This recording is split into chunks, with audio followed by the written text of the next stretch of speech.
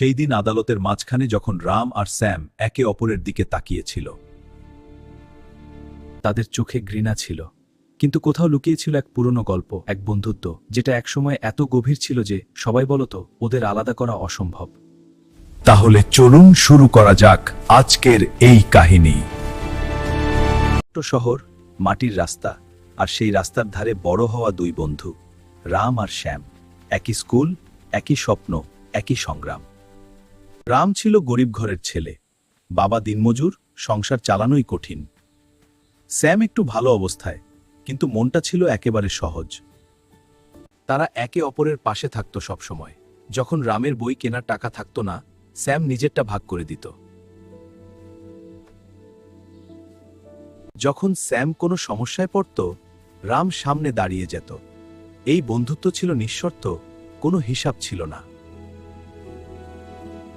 সময় এগোতে লাগলো। স্কুল শেষ, জীবনের আসল লড়াই শুরু। রামের লক্ষ্য বড় কিছু হওয়া। সে চায় নিজের পরিবারকে দারিদ্র্য থেকে বের করতে। শ্যাম চায় ব্যবসা করতে, নিজের পরিচয় গড়তে। দুজনের পথ আলাদা হতে শুরু করলো, কিন্তু বন্ধুত্ব তখনও অটুট। একদিন শ্যাম একটা ব্যবসার সুযোগ পেল, কিন্তু তার জন্য দরকার টাকা। সে রামের কাছে এলো। তুই একটু সাহায্য কর। রাম তখন পড়াশোনায় ব্যস্ত, নিজের স্বপ্নের পেছনে দৌড়াচ্ছে। সে বলল, এই মুহূর্তে পারবো না। শ্যাম হাসল, কিন্তু তার ভেতরে ভেতরে মন ভেঙে গেল। এই প্রথম সে নিজেকে একা অনুভব করল। সময় কেটে গেল। শ্যাম নিজের মতো করে এগোতে লাগলো। ধীরে ধীরে সফলতা আসতে শুরু করলো। অন্যদিকে রাম পরীক্ষার প্রস্তুতিতে ডুবে গেল। কিন্তু ভাগ্য সবসময় একরকম থাকে না। একদিন রামের বাবা অসুস্থ হয়ে পড়লেন। চিকিৎসার জন্য টাকা দরকার। রাম ছুটে গেল শ্যামের কাছে। আমাকে সাহায্য কর। শ্যাম চুপ করে রইল। তার মনে পড়ল সেই দিন যখন সে সাহায্য চেয়েছিল।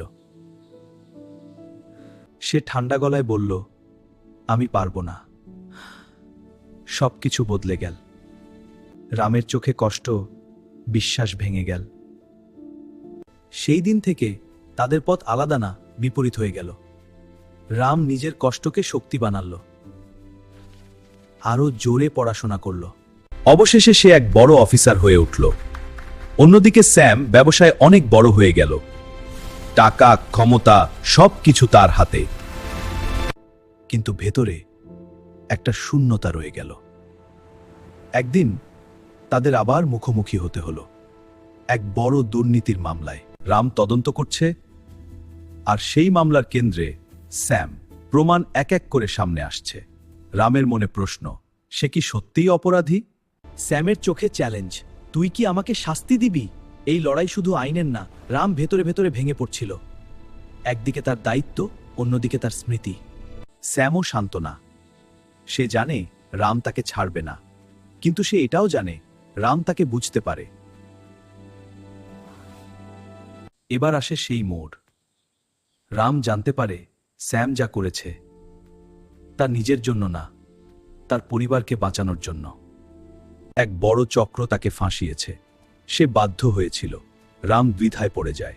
আইন বলে অপরাধীকে শাস্তি দাও, মন বলে বন্ধুকে বাঁচাও।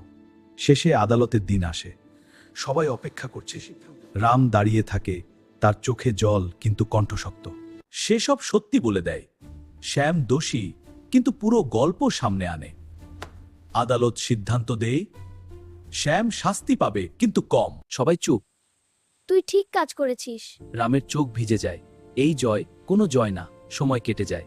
শ্যাম শাস্তি শেষ করে বের হয়। সে আবার সেই পুরনো গলিতে ফিরে আসে। রাম সেখানে দাঁড়িয়ে। দুজন একে অপরের দিকে তাকায়। কোনো কথা নেই, কিন্তু তারা দুজনেই সবকিছু ভুলে যায়। মানে বন্ধুত্ব, ঘৃণা, কষ্ট, সব মিলিয়ে একটা সত্যি, জীবন সব সময় সাদা কালো না।